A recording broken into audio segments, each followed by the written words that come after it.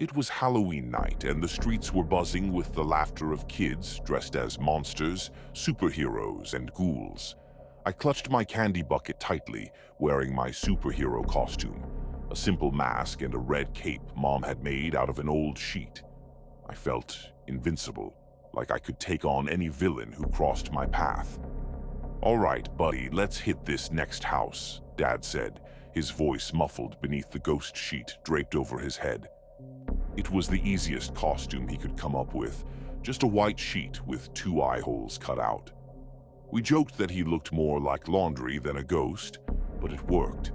We walked from house to house collecting candy, and I was having the best night ever. Halloween was my favorite.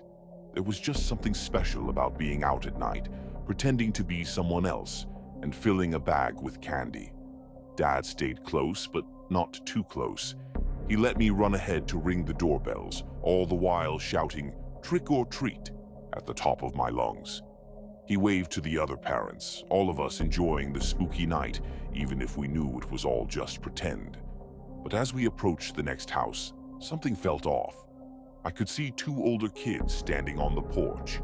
They were wearing creepy clown costumes, the kind with oversized shoes and painted-on smiles that seemed way too wide. I felt a shiver run down my spine. "Dad, let's skip this house," I whispered, tugging on his ghost sheet.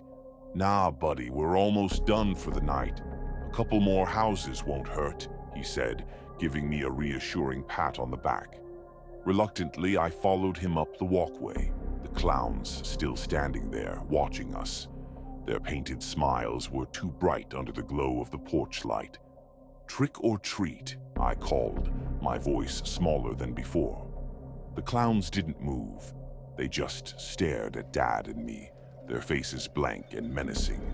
I felt my heart speed up, but I tried to stay brave. Dad was right there. We were safe. "Come on, fellas," Dad said, trying to keep things light. "Let's not be creepy. It's Halloween. Have some fun." That's when it happened.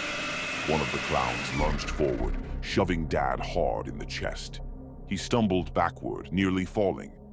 I gasped, frozen to the spot, watching in horror as the second clown kicked Dad's legs out from under him. He hit the ground with a loud thud.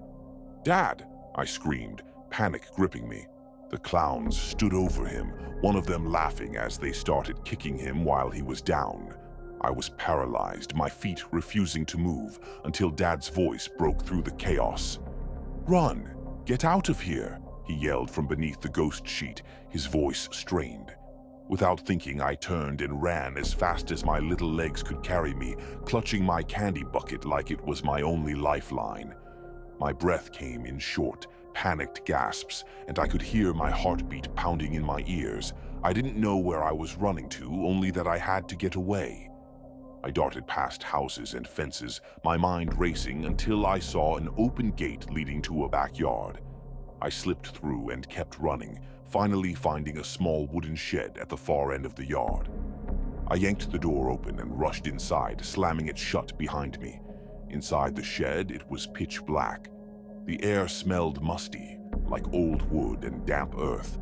My breath echoed loudly in the tight space, and I crouched down, hugging my knees, trying to make myself as small as possible. Outside, I could still hear the distant sounds of Halloween. Kids laughing, parents chatting, the hum of normal life continuing while my world had just been turned upside down. I didn't know what had happened to Dad, and the thought made me want to cry. But I couldn't. Not yet. I had to stay quiet, stay hidden. Minutes passed, maybe more, and I started to calm down just a little.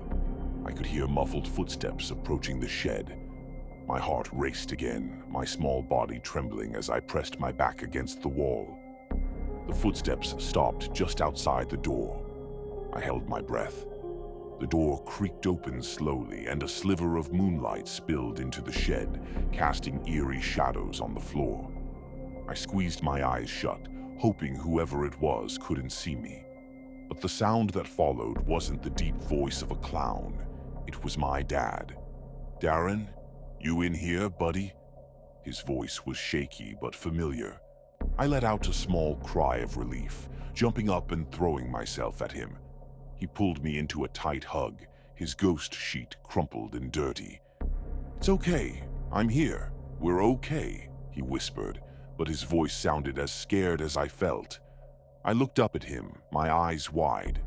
"The clowns, they're gone," Dad said quickly. "I think they just wanted to scare us.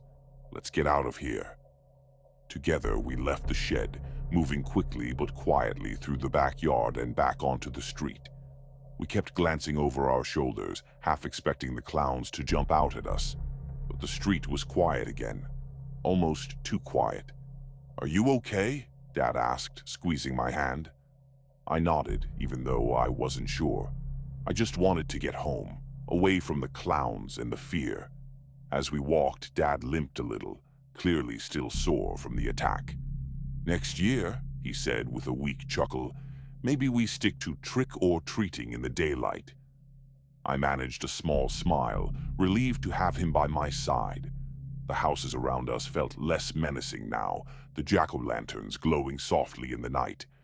But no matter how safe things seemed again, I couldn't shake the feeling that the clowns were still out there somewhere, lurking in the shadows, waiting for the next trick-or-treater to cross their path.